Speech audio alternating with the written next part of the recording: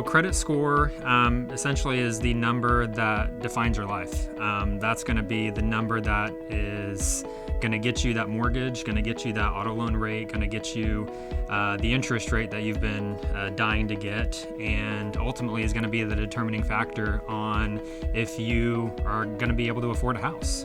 The 5 factors that make up your credit score are payment history, utilization of revolving debt, your type of debt, the time factor, so longevity, and then also your new debt. So the 2 main things that make up your score are going to be payment history, that's 35%. So that's the biggest factor when it comes to increasing or decreasing your credit score. You always want to make sure you're never 30 days late on any kind of payment, period.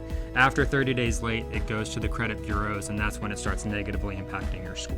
So first and foremost, always making sure your payments are on time. Number 2, utilization of revolving debt, meaning credit cards. So not maxing out your cards. My rule of thumb is 30% utilization per card. I keep that rule in mind because the maximum benefit of your credit score is going to be the lower the utilization, the better the score. So for instance, if you have a $1,000 credit card, you never, ever want to have more than $300 as a balance, period. Ideally less than that. Once you start increasing that utilization, so going over 30%, you're going to start noticing that it's negatively impacting your score, and eventually, if you max it out, that's really going to hurt you. Now, people always tell me all the time, well, do I have to carry a balance? And they hear that because they're hearing all these commercials or from friends that you want to carry a balance on your card and that's going to help you improve your credit.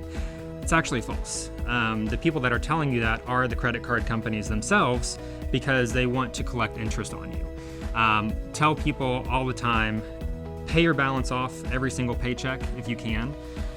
You never want to have too much month at the end of the money, as I always say. So making sure that you pay it off every single paycheck, always keep it at a zero balance, and honestly, if you don't ever want to use your card again, just chuck it in the safe.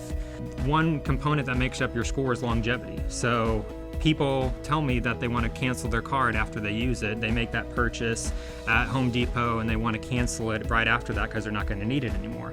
And I tell them, don't cancel it because you want longevity out there. So just cut it up or chuck it in the safe if you're never going to use it again, but keep it out there, keep it active.